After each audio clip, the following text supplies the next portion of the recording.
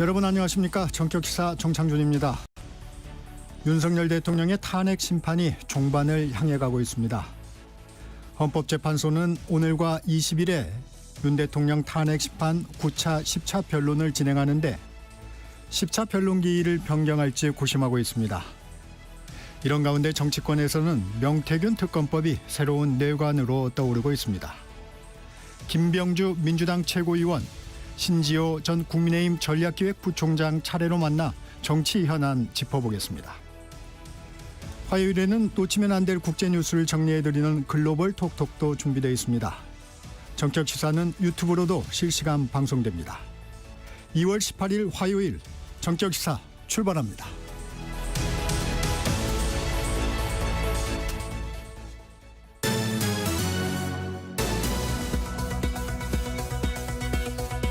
뉴스브리핑 시작합니다. 한국경제신문 최영찬 기자와 함께합니다. 안녕하세요. 안녕하십니까.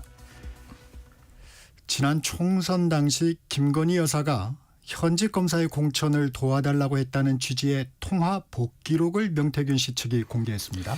예, 정치브로커 명태균 씨가 김건희 여사와 마지막 텔레그램 통화 48분이라는 제목의 옥중 입장문을 이 변호인을 통해 공개했습니다. 과거 통화 내용을 기억해 변호인에게 작성하게 한 통화 녹취록인데요. 네. 명 씨는 지난해 2월 16일부터 19일까지 자신이 김건희 여사와 5번에서 6번에 걸쳐 통화했다면서 이때 김 여사는 김상민 검사가 조국 수사 때 정말 고생 많이 했다. 창원 의창구 국회의원이 되게 도와달라고 말했다고 주장했습니다. 박완수 경남지사에게도 부탁해놨다고 했는데요. 김 여사는 보수정권 역사 이래 최다석을 얻을 거라고 이철규, 윤한홍 의원으로부터 들었다고 했는데 네. 이에 명 씨는 김 검사를 내려 꽂으면 가만히 있지 않겠다고 강하게 반대했다고 전했습니다. 의혹 당사자들 어떤 입장을 내놨습니까? 예, 대부분 사실 부인하고 있는데요. 윤한홍 의원은 입장문을 내고 명 씨가 변호사를 통해 공개한 내용은 사실이 아니다. 저는 그 무렵 김 여사와 소통한 사실 자체가 없다고 반박했습니다. 박완수 경남지사 측도 김 여사와 통화를 한 적이 없다는 입장을 밝혔고요. 네. 현재 국가정보원장 특보인 김 전 검사는 아는 부분이 전혀 없다고 언론을 통해 선을 그었습니다. 김 여사는 이 사안에 대해서 따로 입장문을 내지 않았습니다. 국회 법사위에서는 명태균 씨 특검법 상정됐습니다. 예, 국회 법제사법위원회 법안심사 1소위원회는 이른바 명태균 씨 불법 선거 개입 및 국정농단 사건 특검법안을 상정했습니다. 특검법에는 20대 대통령 선거 및 경선 과정에서 활용된 이 불법 허위 여론조사에 명태균 씨와 윤석열 대통령 부부 등이 개입됐다는 의혹이 담겼습니다. 여당은 숙려기간이 지나지 않은 상태에서 법안을 상정한 데 반발하며 퇴장했습니다. 야당은 오는 24일 소위를 다시 열어 이 명태균 특검법을 의결할 계획입니다. 네. 비상검 당시 계엄군이 국회 지하 1층에 전기를 끊는 영상이 그저께 공개가 됐었는데 당시 현장에 있었던 김현태 707 특수임무단장 어제 국회에 왔죠? 예, 어제 국회 국방위원회 긴급 현안 질의가 여당 소속인 성일종 국방위원장 직권으로 열렸습니다. 이 개최에 야당은 동의하지 않은 터라 회의 시작 전 야당 의원들이 반발하고 나섰는데요. 이 계엄 당일 국회 현장 책임자였던 김현태 707 특수임무단장이 증인 신분으로 출석한 게 아니란 점도 민주당 쪽은 지적했습니다. 김 단장은 단전 지시는 윤석열 대통령이 아니라 곽종근 전 특수전사령관이 내린 거라고 말했습니다. 그러면서 국회 지하 1층만 잠시 불이 꺼졌었는데 암흑천지는 아니었다며 단전 조치는 국회의 계엄 해제 요구한 표결을 막으려던 게 아니라고 주장했습니다. 네, 주 52시간제 예외 적용 문제로 관심을 모았던 법이죠. 반도체 특별법. 국회 상임위 소위 통과가 무산됐습니다. 예, 국회 산중위 산업통상자원 특허 소위는 이 반도체 특별법을 안건에 올리고 논의했지만 결국 결론을 내지 못했습니다. 반도체 특별법에는 대통령 직속 반도체위원회 및 지원 조직 설치, 인력 양성 지원 등 이 반도체 산업을 육성하는 내용이 담겼는데요. 여야 쟁점은 주 52시간제 예외 조항을 담을지였습니다. 국민의힘은 주 52시간제 예외 조항을 포함해 일괄 처리를 요구했지만 네. 민주당은 나머지 법안만 처리해야 한다고 주장했습니다. 주 52시간제의 큰 틀을 유지한 채 특별 연장 근로 등 유연 근로제, 탄력 근로제를 확대해야 한다는 게 이제 민주당 입장입니다. 일단 산중이 소위를 넘기지 못한 이 법은 지금 오는 20일이죠. 이때 예정된 여야정 국정협의회에서 다시 논의가 이뤄질 전망입니다. 네, 첨단 산업을 위한 에너지 확보를 골자로 하는 에너지 3법 여야 합의로 통과가 됐는데 어떤 법인가요? 예, 이제 전력망 확충법, 고준위 방패작법, 해상풍력 특별법 이 법을 이제 에너지 3법이라고 일컫습니다. 네, 이 중 전력망 확충법은 정부가 송전선로 확충을 지원해 전력 생산의 속도를 내도록 돕는 내용이 핵심입니다. 고준위 방패작법은 원전 가동으로 발생하는 사용 후 핵 연료의 영구 처분 시설을 마련하는 내용인데요. 이 법은 2050년까지 중간 저장 시설과 2060년까지 영구 폐기장을 짓기로 규정했습니다.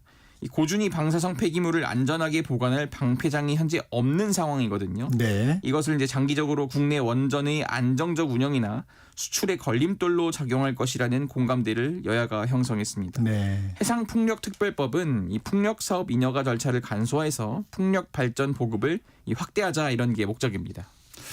네. 국민의힘 권영세 비대위원장 비상계엄 선포날로 돌아가서 국회에 있었어도 계엄 해제 의결에 참여하지 않을 것이라고 말했습니다. 예, 국민의힘 권영세 비대위원장이 어제 관훈클럽 토론회에 나와서 한 말인데요. 윤석열 대통령의 계엄 선포는 분명히 잘못되고 과도한 조치라고 기존 입장을 재확인했습니다. 근데 그러면서도 국회의 계엄 해제 요구안 표결 때 당시 이제 권 위원장은 국민의힘 당사 안에 있었거든요. 당시 표결에 불참했는데 국회에 있었다고 해도 표결에 하지 않았을 것이라고 말했습니다. 윤 대통령 하야설에 대해서는 현실적으로 고려하지 않고 고려한다고 해도 옳은 방법이 아니라고 생각한다고 했습니다. 한동훈 전 대표를 겨냥한 비판도 있었죠. 예, 위헌적 계엄을 막아내겠다고 했던 이 한동훈 전 국민의힘 대표를 겨냥해서는 한 전 대표도 자신과 같은 정보를 갖고 있었을 텐데 바로 위헌이라고 얘기한 건 성급하지 않았나 싶다 이렇게 말했습니다. 친한계에서는 비판이 나왔는데요. 한 전 대표가 권 위원장과 같은 판단을 내렸다면 야당 단독으로 계엄 해제안이 통과되거나 계엄군 방해로 표결이 불발됐을 것이라면서 지금 어느 쪽이든 결과는 훨씬 현 상황보다 안 좋았을 것이라고 지적했습니다. 네, 세계를 떠들썩하게 했었죠. 중국의 생성형 인공지능 딥시크가 한 달도 채 안 돼서 한국에서의 신규 서비스를 중단했습니다. 예, 지금 중국 AI 스타트업 딥시크가 이 국내 서비스를 잠정 중단했습니다. 이 개인정보보호위원회가 밝힌 내용인데요. 딥시크 앱의 국내 서비스가 지난 15일 오후 6시부터 잠정 중단됐다면서 국내 개인정보보호법에 따른 개선과 보완이 이뤄진 다음에 서비스가 재개될 예정이라고 밝혔습니다. 딥시크의 서비스 중단으로 구글, 애플 등을 비롯한 국내 모든 앱 장터에서 이 딥시크 앱의 신규 다운로드는 당분간 제한되는데요.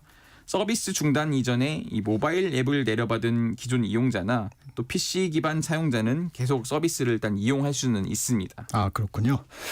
딥시크의 어떤 부분이 문제로 드러났나요? 예, 정부가 자체 분석 과정에서 딥시크 서비스에 접속하면 사용 정보가 중국에 있는 딥시크 서버 외에 이 미국에 있는 바이트댄스의 서버로도 전송되는 사실을 확인했습니다. 바이트댄스는 이 중국의 소셜미디어인 이 틱톡의 모회사입니다. 네. 어떤 정보가 전달돼서 어떻게 관리되는지 바이트댄스 서버가 경유지인지 또는 최종 목적지인지는 아직 확인되지 않았습니다. 딥시크 측은 글로벌 서비스 출시 과정에서 한국 법 고려에 일부 소홀했다면서 우리 정부에 적극 협력하겠다는 의사를 밝힌 것으로 전해졌습니다. 정부는 딥시크 서비스를 시정하기까지 상당한 시간이 걸릴 것이라면서 개인정보나 중요정보는 입력하지 말 것을 좀 당부했습니다. 우리 정부의 이런 조치에 중국은 경제와 기술 문제를 정치화하지 말라며 강하게 반박했습니다. 예, 중국 정부는 정례 브리핑에서 우리 한국 정부의 조치를 좀 비판했는데요. 경제, 무역, 과학, 기술 문제를 안보화, 정치화하지 말기를 희망한다고 했습니다. 기업의 현지법 준수할 것을 요구했다고 강조하는데 정작 문제가 된 개인정보 유출 우려에 대해서는 답을 하지 않았습니다. 네, 오늘 여기까지 듣겠습니다. 뉴스브리핑 한국경제신문 최영창 기자였습니다. 고맙습니다. 감사합니다. 전격시사 듣고 계신 지금 시각 7시 30분입니다. 날씨 정보입니다. 아무리 춥던 날씨도 누그러진다는 절기 우수인데요. 오늘 어제보다 더 춥습니다. 기온도 떨어졌지만 바람이 지속적으로 날카롭게 불고 있습니다. 현재 서울 영하 5도인데요. 체감온도는 영하 10도에 육박하고요. 현재 강원 내륙 산지와 경북 북동 산지에 한파특보가 내려져 있습니다. 이들 지역 외에도 영하 10도 이하인 곳이 꽤 있습니다. 앞으로 이 특보가 강화 확대될 가능성도 높습니다. 건강관리에 유의하셔야겠습니다. 오늘 낮 기온 서울 1도, 대전, 전주 4도, 대구 5도 등 0도에서 6도 분포가 되겠고요. 전국 대부분 지역이 맑겠습니다만 전라도와 제주에는 가끔 높은 구름이 지나고 호남 서부의 빗방울이나 눈 날림 현상 예상되고 있습니다. 낮 동안에는 얼음 깨짐 현상 주의해 주시고요. 밤에는 빙판 주의해 주시기 바랍니다. 내일과 모레 계속해서 서울 영하 7도 예상되는 만큼 주말까지 추위가 지속되겠습니다. 지금 서울의 기온은 영하 5도입니다. 날씨 정보였고요. 다음은 이 시각 교통 상황 알아보겠습니다. KBS 교통정보센터의 임초희 씨입니다. 네, 이 시각 교통정보입니다. 고속도로와 서울 시내 출근 차량 서서히 늘고 있습니다. 경부고속도로 부산 방향 반포에서 서초, 그리고 남사 진위에서 안성분기점 부근까지 모두 교통량 늘었습니다. 영동고속도로 인천 방향 안산에서 서안산까지도 출근 차량 늘었고요. 중부고속도로 남이 쪽은 호법에서 모가 부근까지 밀리기 시작했습니다. 중부내륙고속도로 창원 방향은 감곡 부근에서 정체인데요. 2, 3차로 막고 고장난 대형 화물차 처리하고 있습니다. 주의해서 지나시고요. 서울 시내는 올림픽대로 공항 쪽으로 올림픽대교에서 반포대교까지 출근 정체 이어지고 있습니다. 강변북로는 구리 쪽으로 행주대교에서 양화대교, 다시 마포대교에서 동작대교까지 어렵고요. 더 가서는 동호대교 부근 4차로에서 고장난 차 처리 중이라 부근 혼잡합니다. KBS 교통정보센터에서 임초희였습니다.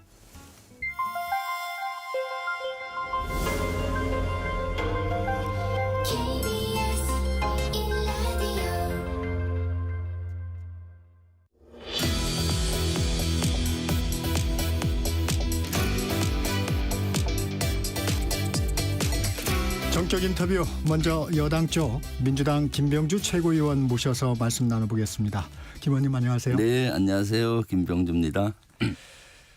국방위 소속이시니까 이 얘기부터 시작을 좀 네. 해보겠습니다. 어제 국민의힘 성일종 국회 국방위원장이 직권으로 국방위를 소집을 했습니다. 그런데 민주당 의원들이 상임위장을 나갔어요. 어떤 이유에서입니까? 네, 어제 먼저 성일종 위원장이 직권으로 국방위를 연 건 심히 유감이었죠. 왜냐하면은 한 명 707 단장 딱 한 명 불렀어요. 네. 그리고 국방차관을 데리고 온 거고요. 네. 그런 국방위는 있어 본 적도 없었고요. 왜 그렇게 됐느냐 하면은 지난주에 707 단장을 성일종 위원장이 자기 사무실로 불러서 밀실에서 회유를 하고 뭐 이렇게 했다. 민주당이 공작했다라고 발표를 했어요. 본인이 회유 공작을 한 주범으로 이렇게 공격을 받으니까 다시 국방위를 직권으로 열어서 그걸 증명해 보이고 싶었던 거겠죠. 그러니까 우리는 거기에 따를 수가 없었던 거고요. 네. 그래서 그런데 결과는 아무것도 없었어요. 707 단장은 어제 와서 각종근 사령관은 자기 양심에 의해서 사실대로 얘기한 걸로 봤다 하고 회유는 707 없었다는 뉘앙스로 얘기를 실제 했고요. 여기에 같이 데리고 왔던 국방부 차관 그러니까 직무대행이죠. 앞으로 이런 일은 있어서는 안 되겠다. 왜 이런 데 왔는지 모르겠다라고 얘기를 할 정도니까 본인의 혐의를 벗기 위해서 회유했다는 성일종 의원이 실제 707 단장을 회유한 거거든요. 왜냐하면 이미 헌재 가서도 707 네. 단장이 증언을 했고 국조특위에서 청문을 하고 있잖아요.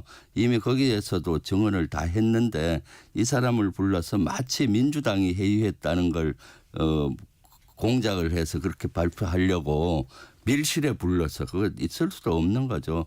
형사상에서도 이미 재판에서 하고 있는 인원을 검찰에 불러서 이렇게 회유하는 건 있을 수 없다 그러더라고요. 그래서 저희들이 이것은 큰 문제가 있다라고 하니까 성일종 의원이 해유당했다라고 707 단장을 해유하고 이것이야말로 공작이라고 얘기했더니 그걸 자기의 억울함을 벗기 위해서 국방위를 연다는 게 말이 돼요. 국방위 한 명을 불러서 하는 예가 있습니까? 많지 마녀 사냥하듯이 그렇게 하는 실태는 있을 수 없는 것이죠. 성일종 위원장은 위원장으로서 자격이 없고요.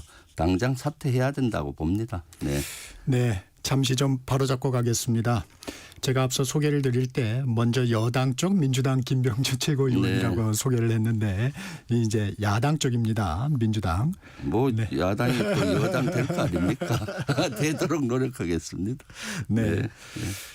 그러면 하여튼 그런 어떤 상임위는 처음 봤다. 네. 이런 말씀이시군요. 그리고 김현태 707 특임단장 저희가 보기에는 이제 회유 의혹을 좀 증언을 했다 이렇게 봤는데 네. 김병주 의원님은 조금 다르게 보시는 거예요. 네, 그렇죠. 예를 들어서 저에 대해서 곽종근 사령관을 유튜브에 출연시켜서 그 전에 회유를 하고 출연시켰다라고 했는데 전혀 아니라고 707 단장이 증언을 했어요. 가서 보니까 아침에 가서 보니까 예상 질문서 몇 개가 있었고 그걸 가지고 본인하고 법무실장하고 각종건이 같이 작성했다. 예상 질문 몇 개 주는 거야. 거기 해유입니까? 오늘 여기 출연하기 위해서 저도 어저께 예상 질문 받았는데 그럼 KBS가 저를 해유한 겁니까?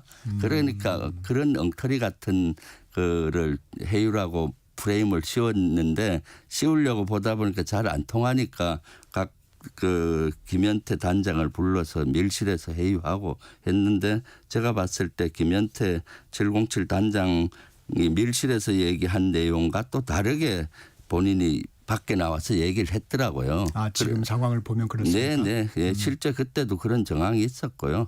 네, 그러니까 이런 국방위원장이 어떻게 이런 신성한 국방위를 이끄는데 자기의 사감을 가지고 자기의 어떤 억울함을 풀기 위한 수단으로 이렇게 활용할 수가 있습니까? 세상에 상임위 열리는데 한 명 딱 불러서 하는 상임위가 어디 있습니까? 그래 국방차관 얼마나 바쁜데 국방차관까지 여기에 데려서 그 시간 낭비를 시키고요. 네.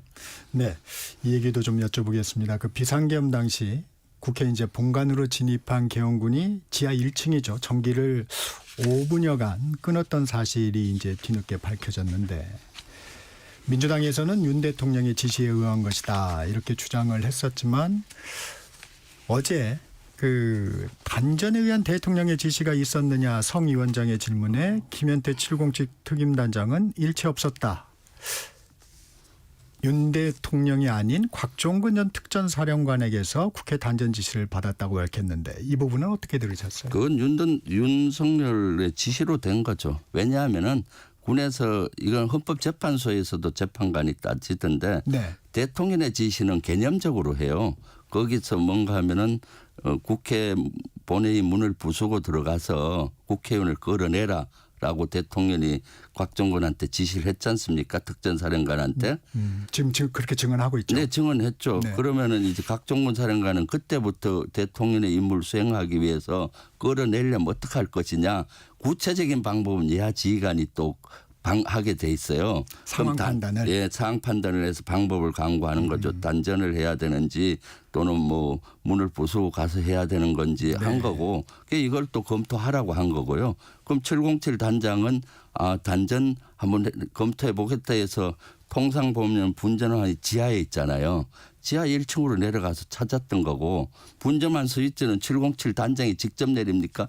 거기 병사나 요원이 내릴 거 아니에요. 내린 거고. 그래서 구체적인 지시까지는 사실은 저 밑에서 하는 거지 위에서 대통령의 그 지시, 개념적인 지시와 갈수록 더 구체화되잖아요. 그래서 이것은 포괄적으로 보면은 대통령의 지시다라고 보여지는 거죠. 군을 이해 못하는 사람들은 이걸 누가 지시했느냐 뭐 이걸 따지는 건데 그러면 대통령의 소총은 몇 도 각도로 쏴라 뭐 또는 뭐 사람은 몇 도 각도에서 이렇게 끌어내고 이렇게 얘기 안 하잖아요. 그건 현장 지휘관이 판단하는 거죠. 작전을 할 때도 이미 여기에 대해서 명시된 임무 특전사는 국회를 봉쇄하고 들어가서 확보하고 그리고 또 나중에 실시간에는 국회의원을 끌어내라라고 임무를 줬기 때문에 거기에보다 조금 더 구체적인 방법을 각종군이 생각한 거고 단전도 네. 검토해 보겠다고 거기에 대해서 더 구체적인 거는 707 단장이 단전함을 찾아서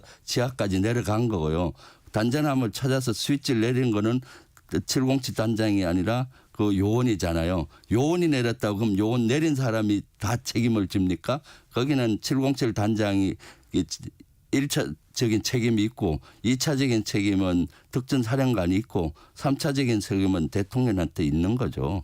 그러니까 이것은 군체계를 모르는 분은 그러면 대통령이 예를 들어서 전시에도 국군 통수권자로서 병사들 세세한 행동까지 임무를 줄 수 있냐 명시된 임무만 주는 거고 구체적인 안들은 점점점 구체화되는 겁니다. 그렇기 때문에 이것은 대통령이 지시한 거라 봐도 군체계상 국군 통수권자가 내렸다 해도 무방하다는 거고요. 이것은 또 대통령의 말이 거짓말이란 걸 입증했잖아요. 대통령이 12월 달에 담화문에서 국회를 무력화시키고 국회를 마비시키려면 단전단수까지 하는데 자기는 안 했다라고 얘기했잖아요. 네. 실제 했던 것이 입증이 됐지 않습니까? 그러니까 윤석열은 입만 열면은 거짓말로 일관되고 있는 것이 증명이 됐고 이것은 국회를 무력화시키는 아주 중요한 것이었어요. 왜냐하면 단전된 시간이 01시 06분에서 한 6분 됐거든요. 네. 이때 그 707 단장은 01시 02분에 비상계엄 해제 결의안이 된지 몰랐어요. 작전 중이니까. 나중에 물어봐서 알고 예, 했다고 그리고 하더라고요. 거기 사실 단전한 지역은 대단히 중요한 지역이에요. 국회의원회관에서 본회의장으로 가는 지하 통로인데 대부분 국회의원들은 그 통로를 사용해요. 거기 문을 닫아버리고 거기 단전을 하면 그 지하 통로기 때문에 거의 암흑이거든요. 네. 본인은 조금 빛이 났다고 하는데 거긴 현강 모든 게 나가더라도 탈출할 수 있는 등 약간의 비상 그런 정도지 실제는 기능이 완전히 마비됐거든요. 이게 만약 한 10분만 일찍 시작이 됐다 그러면은 해제 결의안을 통과 못 시켰을 겁니다. 네, 그리고 본인은 지하 1층 거만 하면 전부 다 이것이 전기가 나가는지 알았을 거예요. 그거 듣자마자 4층에서 지하 1층으로 가잖아요. 그런데 다행히 거기는 국회 분전화만 여러 개가 있어서 지하 1층 거는 지하 1층하고 1층의 일부가 그 전기가 나가는 것 같아요. 그럼 2층, 3층, 4층 몇 개를 또 찾았을 거 아니에요. 아마 한 10분만 일찍 본인이 시작을 했어도 진짜 국회는 이 표결할 때 전자표결 하지 않습니까? 마비가 됐을 거라고 저는 보기 때문에 이것은 아주 중대한 국회를 무력화시키고 기능을 마비시키고 또 해제 결의안을 방해한 사건이다라고 보입니다. 직접 지시만 없었을 뿐이지 사실상 총괄적인 지시였다 이렇게 보시는 그렇죠. 거군요. 네. 네. 의원님 나오셨으니까 이 문제 또 짚어보겠습니다. 노상원 전 정보사령관 수첩 속의 내용이 실제 준비된 정황을 밝히셨는데 구체적으로 어떤 내용입니까? 그렇죠. 노상원 저기에는 너무 끔찍하잖아요. 상상도 초월한 한 500여 명 그것은 1차고요. 잡아다가 폭파시킨다, 폭사시킨다 또는 내무반에 자는 데다가 폭발물을 설치해서 한다 이런 또 배에다가 싣고 가다가 폭파시킨다 이런 것들이 많이 나오지 않습니까? 그런데 실제로 10월 초에 작년 10월 초면 비상계엄 2달 전이잖아요. 노상원이가 김봉규라고 정보사 대령한테 병력을 모으게 해요. 특 HID 요원하고 공장 요원하고 이런 인원들을 한 40명 가까이 모으거든요. 그때 7명에서 8명 정도 사격과 폭파 전문가를 모으라고 해요. 네. 그러니까 그 폭파 전문가를 왜 모으겠습니까? 이런 데 쓰려고 하는 거 아니겠습니까? 그러니까 이런 것들을 하나하나 퍼즐을 맞춰 보면은 실제 이것은 망상이 아니고 실행 계획이 치밀했다. 그리고 그 노트를 보면은 저는 군사 전문가로 봐서 이거 작전 계획 형식으로 만들었구나. 군에서 전쟁 때 수행하는 작전 계획. 거기 보면 D-1일, D1, D 플러스 30일에서 50일까지 다 반국가 세력을 수집해서 폭파시키고 한다고 나오잖아요. D-1일에 미국과 협조하고 D일에 어떻게 이런 용어들은 작전 계획을 할 때 만들어요. D는 전쟁일이거든요. 의원님 이런 거, 수첩에 메모 형식으로 단어 형식으로 그냥 적혀 있지 않나요? 그게 좀 단어 크게. 형식인데 그 용어가 네. 이게 계엄 비상계엄에 저는 마스프렌이라고 봐요. 그 최종 상태까지 나오잖아요. 이게 계엄이 성공하고 나서 삼성 계엄을 하고 또 후계자까지 이래 나오잖아요. 단어가. 그리고 거기에는 또 예를 들면 반국가 세력을 수집을 해서 완전 폭파시키고 제거하는 데는 D 플러스 50일. D를 비상계엄 날짜로 잡은 것 같대요. D는 전쟁일로 군에선 잡게 할 때 잡아요. 그래서 D에서 D 플러스 11은 서울 지역 사람의 반국가 세력을 제거하고 D 플러스 11에서 D 플러스 30일에서 50일은 서울 외 지역의 반국가 세력을 수집을 해서 제거한다. 이런 용어가 저는 이걸 물론 도표로 자세히는 안 했지만은 D1, D 플러스 11 뭐 이런 쫙 쓰는 형식은 군에서 하는 형식이요. 전쟁에 대비해서. 그리고 이것은 작전 전문가들이 쓰는 건데 김용현은 전 국방부 장관 작전이고 이 노상원은 정보 전문가잖아요. 그럼 정보와 작전 전문가들이 만든 불엔이라고 저는 유추할 수가 있어요.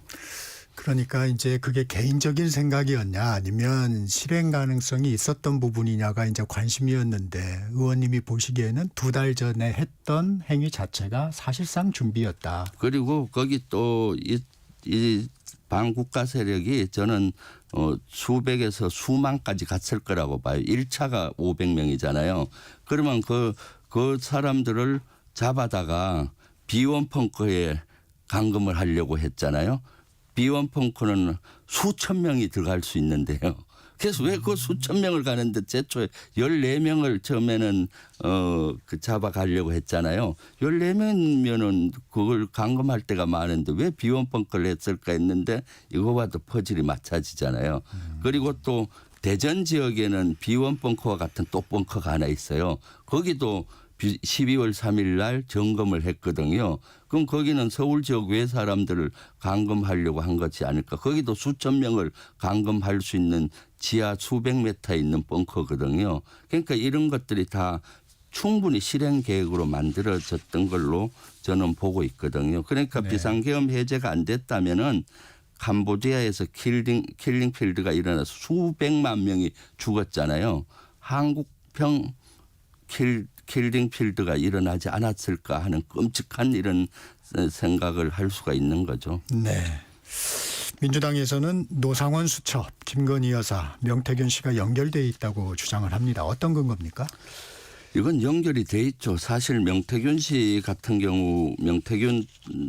경우는 지금 지난 9월부터 계속 문제가 됐었지 않습니까? 네. 10월 경에는 그 문제가 되기 시작하고 11월 4일 날 검찰에서 카톡 같은 거가 이렇게 280개 공개되고 그리고 실제 그렇게 되니까 김건희 여사와 윤석열 관계된 카톡도 나오고 뭐 여러 가지 나오는 이런 게 나오니까 11월 7일 날 대국민 사과문을 윤석열이 하거든요. 그렇지만 명태균과 관계 없다고 하는데 그다음 이틀 후에 국방부 장관한테 특별한 방법이 없을 것 같다 하면서 계엄을 시사하잖아요. 그리고 명태균이가 11월 15일 날 구속되면서 실제 11월 2일 날 명태균 변호사가 황금폰을 민주당에 줄 수 있다라고 해요. 계엄 하루 전날.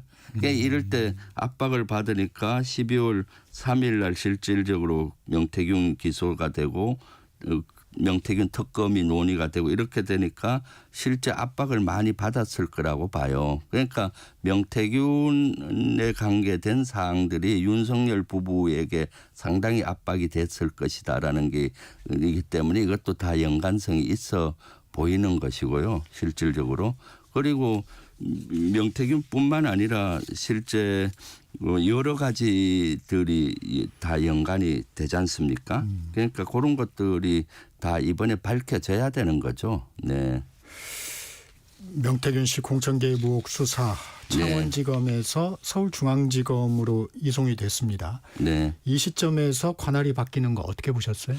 그러니까 명태균 특검법이 지금 발의가 됐는데 그거에 대한 물타기 내지는 그것을 회피하기 위한 수단이 아닌가 싶어요. 창원지법에서 지금 6개월 동안 엄청난 인력을 갖고 수사를 했는데 제대로 된 수사를 못했잖아요. 성과가 좀 미진하다는 네, 평가예요. 김건희 여사에 대한 수사도 안 돼 있었고 네. 오세훈 홍준표에 대한 이런 것도 제대로 밝혀지지가 않았고 그런데 명태균 특검법이 발의가 되니 이것을 이제 중앙지검으로 토스를 한 거죠. 그래서 그것에 대한 의구심이 많아요. 사실은 앞으로 어떻게 될지. 그래서 명태균 특검법이 필요하다라고 보여집니다. 명태균 씨 측이 통화 복기록이라고 해서 공개를 네. 했습니다. 네, 지난 총선 공천 개입 정황인가요? 그런 부분인데 네, 이게 신뢰성에 이제 복기록이다 보니까 신뢰성에 좀 의문을 제기하는 의견도 있긴 있는데 검찰 네. 수사에 좀 영향을 미칠까요? 영향을 미치죠. 사실 그 내용의 복기록에 보면은 사실 여기에도 김상민 검사 네. 조국 수사했던 사람에게 김건희 여사가 의창구 이쪽에 대한 국회의원을 주라 뭐 하고 여기에 보면은 여러 가지 또 정치인들 얘기가 나오지 않습니까? 네. 그리고 명태균은 안 된다 하면서 싸웠다는 거 아니겠습니까? 물론 이것은 명태균 씨가 얘기하는 복기록이지만 그래서 수사가 필요한 겁니다. 이런 것들은 여기 국민의힘 관련자들이 또 많이 관련이 되고 있잖아요. 여기에 여러 국민의힘 의원들 이름도 나오고 네. 그래서 지금 국민의힘에서 실제 명태균 특검법을 이렇게 극렬하게 반대하는 이유가 여기로부터 자유롭지 않아서 그런 것 같아요. 그래서 이러한 사건은 밝혀진다 그러면 뭡니까? 지금 김건희 여사가 그 실제 엄청나게 공천에 개입이 된 거고 또 김건희 여사나 명태균이나 다 관여해서는 안 되는 사람이잖아요.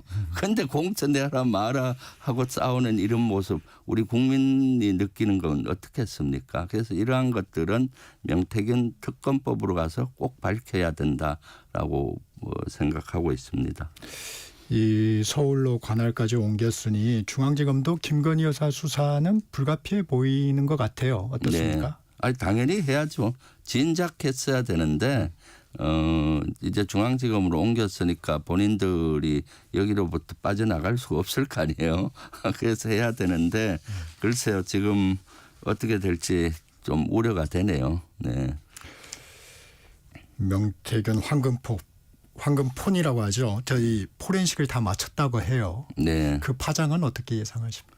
거기는 사실 엄청난 내용들이 들어있을 거라고 저는 보입니다. 명태균 주장도 거기에는 국회의원 뭐 전직 현직해서 100명 이상이 거기 녹취록에 있다고 하지 않습니까? 그리고 명태균은 지금까지 조사에 의하면은 여론 조작 같은 것도 많이 한 것으로 보이고 그래서 뭐 경선 때 순위 같은 데도 관여를 한 것 같고 공천에도 관여한 것 같고 인사에도 개입한 것 같고 또 그 산당 같은 데 선정하는데 정책에도 관여한 네. 것 같고 그런 것들이 황금폼 내용에 자세히 나오지 않겠습니까? 나온다면은 이 파장은 엄청난 큰 파장을 일으킬 거라고 보여지기 때문에 변죽만 눌릴 게 아니라 검찰이 그것을 이제 포렌식을 했으면은 정확히 수사를 하고 밝히고 진상조사를 정확히 해야 되겠죠. 수사를 좀 네. 지켜봐야 되는 건 아닌가요? 지금 지켜봐야죠. 네. 당연히 그것은 뭐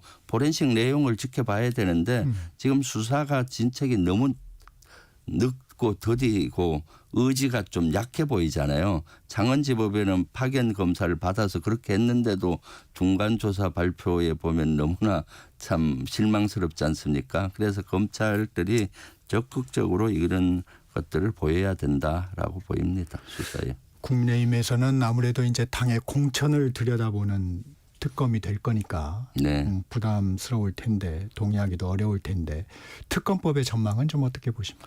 특검법은 지금 일단 27일 날 본회의에 네. 올려서 투표를 하려고 하는데 이 본회의 통과는 무난하리라고 봅니다. 과반을 네네. 넘으면 되는데 중요한 것은 최상목 권한대행이 그렇죠. 거부권을 행사하느냐 안 하느냐는데 최상목 권한대행은 꼭 통과시켜야 된다고 봅니다. 그럼에도 불구하고 지금까지 최상목 권한대행의 행태로 보면은 거부권 행사할 확률이 좀 더 높다고 저는 보고 있거든요. 네. 왜냐하면 사실 최상목 권한대행은 내란에서도 공범 혐의를 받고 있고요. 지금 윤석열과 한 몸처럼 움직이고 있는 거거든요. 그럼 여기는 윤석열 부부의 공천 개입이라든가 뭐 여러 가지가 나오지 않습니까? 그렇기 때문에 본인도 이걸 거부권 행사할 확률이 좀 높아 보여요. 지금까지 형태는. 그런데 최상목 권한대행은 좀 지금이라도 정신 차리고 국민과 국가를 바라보고 이런 것들을 명명백백히 밝혀야 되는 거죠. 그리고 거부권 행사를 해서는 안 된다고 봅니다. 이 권한대행은 현상을 유지하는 거지 네. 현상을 변경하는 건 아닙니다. 네, 오늘은 여기까지 듣겠습니다. 민주당 김병주 최고위원과 말씀 나눴습니다. 고맙습니다. 네, 감사합니다. 전격시사 1부 여기서 마칩니다. 전하는 말씀 듣고 2부로 돌아오겠습니다.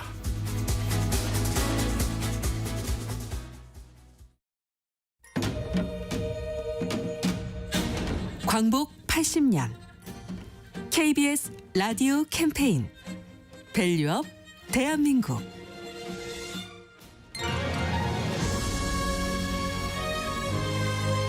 한국을 세계에 알리는 반크의 박기태 단장입니다. 광복 80주년이 되었지만 여전히 해외 교과서와 웹사이트에서는요, 동해가 일본해가 되어 있고 독도가 다케시마 되어 있고 특히 우리 역사가 중국의 속국으로만 되어 있는 거예요. 근데 방크 활동의 덕분으로 해외 교과서에 우리 찬란한 문화유산이 등재가 되는 거예요. 없었던 내용이 추가가 되는데 한복도 그중에 하나죠. 처음 방크 공부할 때는요, 해외 외국인들이 너무 한국을 몰랐어요. 한국을 소개해도 일본과 중국 사이에서 한국을 찾기 힘들었는데요. 지금은 너무 한국을 좋아해줘서 지금의말로 한국을 제대로 홍보할 수 있는 기회를 보고 있고요. 지금은 한국을 좋아하는 외국인이 2억 명이거든요. 전 세계 한류 팬이 2억 명이에요. 2억 명 한류 팬과 함께 한국을 홍보하는 것을 넘어가서 이제 지구촌 문제까지도 앞장서서 바꿀 수 있도록 하는 것이 제 바람입니다. 과거에 한국에 대한 잘못된 부분이 교과서와 사전에 국한되는데 지금은 AI상에서 너무나 많은 한국이 잘못되어 있어요.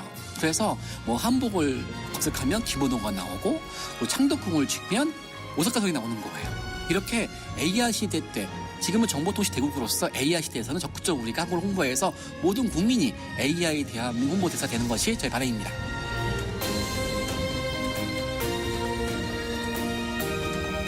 광복 80년 우리가 가야 할 길을 묻습니다. KBS 라디오 캠페인 밸류업 대한민국이었습니다.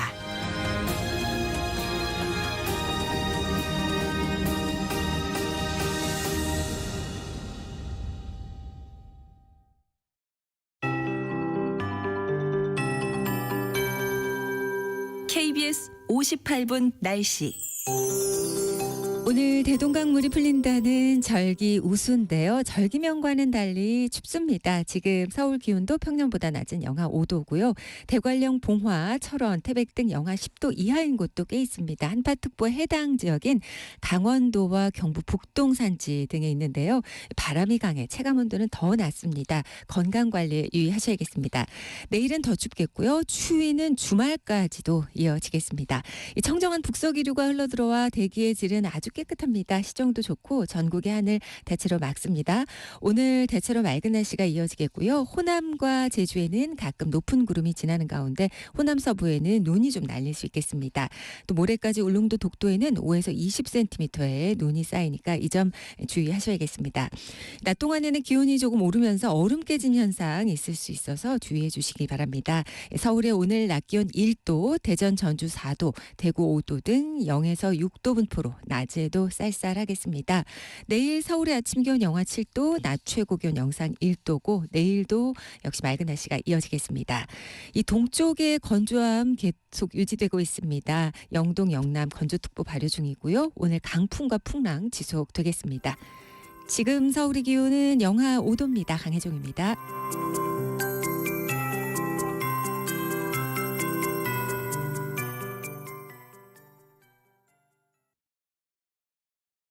정성을 다하는 국민의 방송 KBS가 8시를 알려드립니다. AM 711kHz, FM 97.3MHz, KBS 1라디오입니다. HLKA.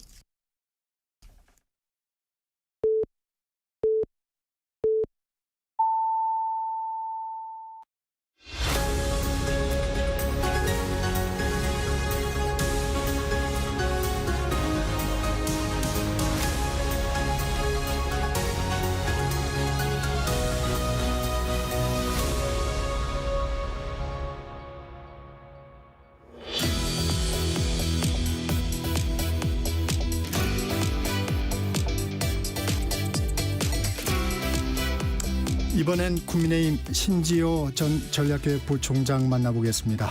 부총장님 안녕하세요. 네, 안녕하십니까. 한동훈 전 대표 SNS에 머지않아 찾아뵙겠다 했는데 26일인가요? 네. 책 출판 기념회? 예, 어저께 그 공개가 됐는데 네. 26일 날 국민이 먼저입니다라는 타이틀. 예, 한동훈의 선택이 부재고요. 네. 예, 그런 책이 발간될 예정입니다. 발간이 되는군요. 네. 왜 이때를 택했을까요? 12월 16일 날 이제 대표직에서 물러나서 집거를 하면서 회고와 성찰의 시간을 가졌는데 물론 그동안 여러 가지 공부도 많이 했지만 그 재작년 12월 28일에 이제 저희 당 비대위원장으로 취임을 해서 작년 12월 16일 대표직에서 사퇴하기까지 약 1년 동안 정말 파란만장하지 않았습니까? 그랬죠. 그동안 많은 정치적 사건들이 발생했고 그 사건의 의미를 두고는 저희 당 내에서도 각양각색의 해석이 나오고 있고 근데 그 사건의 중심 인물이었던 한동훈 전 대표가 회고와 성찰을 통해서 한번 차분하게 자기 입장을 정리할 필요가 있었다 이렇게 봅니다. 예. 이때가 이제 제가 질문을 드렸던 건 아무래도 이제 윤 대통령 탄핵 심판 변론이 거의 마무리되는 시기하고 지금 맞물려 있는 것 같습니다. 출판 시점을 꼭 거기에 맞춰서 잡은 건 아니고요. 네. 네. 당내에서는 벌써부터 이제 견제를 합니다. 윤상현 의원 당에 부담이 될 거다 하고 나경 의원 더 자숙하라. 친윤계와의 갈등 시작되는 건가요? 근데 그분들은요. 지금 나경원 의원님, 윤상현 의원님 그분들은 작년 7월 전당대회 때도 지금과 같은 얘기를 했어요. 그 한동훈 전 비대위원장이 이번 전당대회에 나와서는 안 된다. 예. 그분들은 늘 그런 스탠스입니다.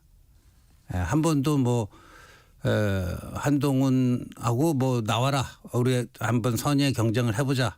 이렇게 한 적이 한 번도 없는 분들이기 때문에 그렇고 저는 이렇게 생각합니다. 지금 조기 대선이 그러니까 겉으로는 그 금기시되어 있지만 솔직히 말씀드리면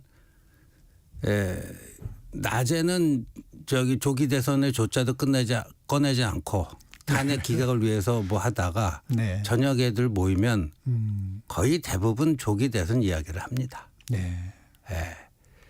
그래서 이 플랜 A가 있고 플랜 B가 있는데 플랜 네. A는 이제 대통령 탄핵 심판에서 기각해서 대통령께서 직무 복귀하는 게 플랜 A고 그게 지금 저희 당이 좀 바라는 바고 근데 그게 잘 안 됐을 때는 이제 조기 대선을 어떻게 승리를 이끌 것인가 플랜 B가 있어야 되는데 지금 낮에는 플랜 A, B를 얘기를 안 하지만 저녁 되면 다 플랜 B를 얘기하고 있습니다.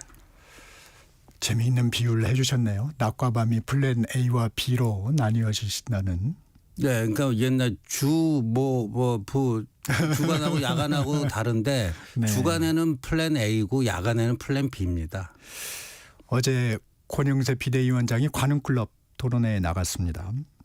비상계엄은 분명히 잘못이다 이렇게 지적을 하면서도 계엄 당시 한동훈 대표의 위헌 위법 발언은 성급했다 이렇게 비판을 했어요. 어떻게 들으셨어요? 저는 그 논리적 일관성도 없을 뿐더러 거의 논리 파탄에 가까운 그 이야기 아닌가 싶습니다. 그런데 권영세 비대위원장은 5선 중진 정치인이지만 또 법률가잖아요. 네. 이게 위헌 위법한 것인지 그렇게 길게 따져봐야 하는가요? 저는 법률가도 아니지만 헌법과 관련 법률인 개헌법만 보더라도요. 포고령 1호만 딱 보면 이게 위헌 위법한 것이다. 바로 알 수가 있어요. 감으로 아는 게 아니라 헌법 77조 비상계엄에 대해서 어떻게 규정하고 있는지 개헌법에서는 비상계엄 시에도 뭐는 되고 뭐는 안 되는지 그러니까 사법과 행정은 건드릴 수 있어요. 근데 3권 중에서 입법부는 건드릴 수 없게 되어 있습니다. 헌법에도 그렇고 개헌법에도 그래요. 그러면 포고령 1호가 뭐죠? 국회, 지방의회 모든 정치활동을 금지한다예요. 포고령 1호만 보면 이건 위헌 위법하다는 걸 알 수 있어요. 근데 5선 중진 정치인의 법률가 출신이 그걸 잘 몰랐다? 네. 관심을 끄는 얘기가 또 하나 있었습니다. 권영세 비대위원장. 비상계엄 선포 해제를 요구하는 국회 결의안 의결과 관련해서 국회 현장에 있었더라도 표결에는 참여하지 않았을 것이다. 이렇게 말을 했는데 이 부분은 어떻게 평가하세요? 저는 그것도 굉장히 판단착오인데 정치인은 이 충분한 정보가 주어지지 않더라도 이게 긴급 상황이고 비상 상황이면 판단을 해야 되지 않겠습니까? 그 리더의 숙명 아닙니까? 근데 만약에 그 권영세 비대위원장처럼 행동했으면 그러면 한동훈이 당시에 그 권영세 위원장 말로는 성급했다. 그러니까 좀 네. 가볍게 움직였다. 뭐 그런 네. 얘기 같아요. 네. 근데 만약에 한동훈과 그 계엄 해제 요구 결의안에 참여했던 18명의 의원이 없었으면 둘 중에 하나예요. 야당 단독으로 통과되던가. 그렇게 되면은 완전히 그 저희 국민의힘은요. 그 이후 그 전국 주도권에서 완전히 밀려버립니다. 완전히 밀려버리고 많은 사람들이 그렇게 뭐 전망합니다만 그런 속에서 만약에 무슨 야당이 집권하게 되면 이 국민의힘은 그 뭐 계엄 옹호하고 내란 동조했다 해서 위헌정당 심판할 거예요. 위헌정당으로 몰리는. 그리고 그 야당 그러니까 여당이 빠진 상태에서 야당 주도로 계엄 해제 요구 결의안 하려는데 계엄군의 물리적 방해로 그게 불발되고 그날 그렇게 됐다. 그럼 그 다음 날은요 엄청난 일이 벌어졌을 겁니다. 전국 방방곡곡에서 시민들이 거리로 뛰쳐나왔을 거고요. 그 속에서 뭐 유혈 사태도 저는 충분히 일어날 가능성이 있었다고 봅니다. 네. 그러면 한동훈 전 대표 당내 입지는 어떻게 확보해 나갈 수 있을까요? 당내 입지는 지금 뭐 한동훈 대표에 대한 견제가 워낙 심하다 보니까 네. 그런데 이제 당원들과의 진솔한 대화를 해야 된다고 봅니다. 그리고 본인도 그런 각오를 갖고 있는 것으로 알고 있습니다. 그러니까 그 12월 16일 당대표직에서 물러나면서 그때 그런 얘기를 했습니다. 그 탄핵으로 인해서 마음의 상처를 받았을 우리 그 지지자분들께 죄송하다. 네. 그게 최선의 방안을 찾았는데 그게 질서 있는 퇴진이었죠. 근데 그게 이제 잘 안 됨으로써 이렇게 됐는데 여하튼 자신의 부족함으로 인해서 지지자분들, 당원분들께 마음을 아프게 해드려서 죄송하다. 그랬어요. 그 마음은 여전한 거고 그런 마음을 가지고 당원들로부터 비난을 받고 손가락질을 받고 달걀 사례를 받는다 할지라도 당원들과의 어떤 진솔한 대화를 통해서 한 식구 아닙니까? 동지 아닙니까? 그 속에서 또 한 대표가 느꼈던 그 회한들이 있을 거예요. 그런 것들을 진솔하게 당원들과 좀 나누는 시간이 있지 않을까 그렇게 예상을 합니다. 국민의힘 어제 30여 명이 헌재를 항의 방문했습니다.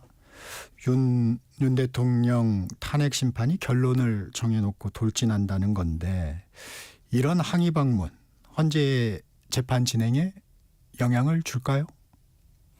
글쎄요. 영향을 좀 끼치기 위해서 가는데 아무래도 헌재가 흔히들 헌법재판소를 정치적 사법기관이라고 하잖아요. 네. 그러니까 전혀 신경을 안 쓴다고 그러면 거짓말이겠죠. 네. 네, 신경 쓸 거라고 봅니다. 이번에 2차례 변론기일 지정된 것도 네. 그런 영향이 좀 있겠죠. 그리고 오늘 이제 네네. 9차 변론인가요? 네. 오늘은 뭐 증인이 나오지는 않죠. 네. 그 내일 모레가 이제 한덕수 총리, 홍장원 전 차장, 뭐 조지호 전 경찰청장인데 그게 이제 형사재판하고 겹치잖아요. 그래서 윤 대통령 측에서 지금 연기 요청을 해놨는데 그것도 좀 받아줘야 된다고 봅니다. 헌법재판소가. 왜냐하면 같은 날 두 개의 그거를 소화한다는 거는 정말 굉장히 힘든 일이고 네. 그러니까 방어권을 좀 보장해 준다는 그래봤자 다음 주 화요일이에요. 이번 주 목요일 할 걸 다음 주 화요일 날 하는 정도의 그건데 그 정도의 그 결정도 안 해준다. 그러면 또 그거 가지고 나중에 헌재가 어떤 결정을 내리던 이 승복이 쉽게 안 된 요인을 자꾸만 헌재가 만들면 안 됩니다. 그러면 국민들이 보기에도 그 이후에 만약에 이제 연기를 해준다면 그 이후에 어떤 요청을 한다면 헌재도 이만하면 됐다 하고 수긍할 수 있다고 보시는 거죠. 그렇죠. 그리고 25일 날 이제 이번 주 목요일 날 할 걸 하잖아요. 그럼 그 다음 날이 이재명 대표 공직선거법 결심이에요. 결심. 네, 그냥 결심 구형도 이루어지고 최후 진술도 이루어지고 선고일이 언제다 이것까지도 발표를 합니다. 그럼 그런데 이번 목요일 그 한덕수 총리 그 증인 신문 할 거를 다음 주 화요일 날 하게 되면요. 그러면 이재명 대표 결심한 다음 날인 27일에 변론기를 마지막으로 최종 변론하고 최후 또 네. 진술하고 네. 그걸 할 수가 있어요. 그래서 저는 이재명 대표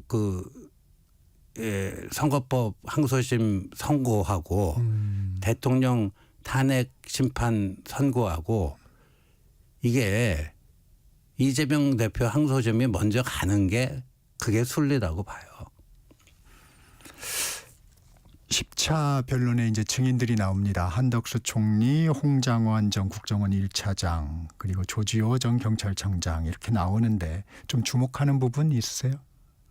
저는 한덕수 국무총리가요. 국회 그 발언에서 그 당시 이제 열렸던 국무회의가 정식인지 간담회인지 뭐 이런 것들에 대한 그 한덕수 총리의 이제 발언이 굉장히 주목을 받을 것 같아요.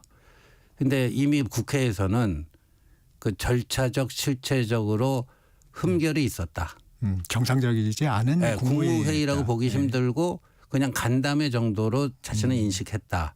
이건 어찌 보면은 그 절차적 그 하자가 있음을 시인하는 거거든요. 국정 2인자 국무총리가요.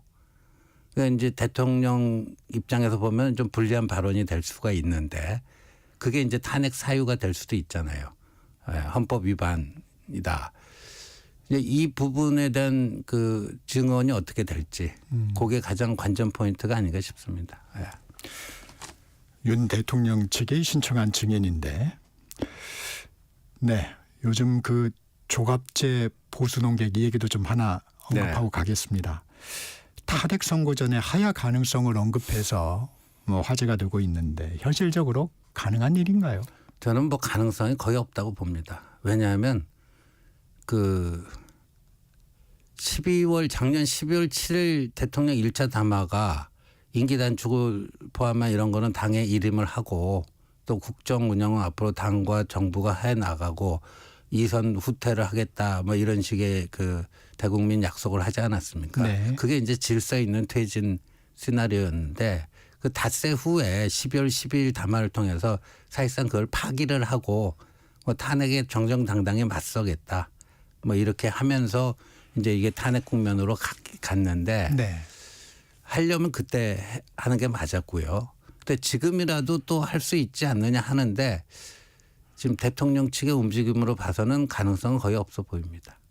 이게 명시적으로는 이게 선출된 대통령에 대해서 확실한 그런 부분은 없는 것 같아요. 법적 규정이 지금 없다고들 하지 않습니까?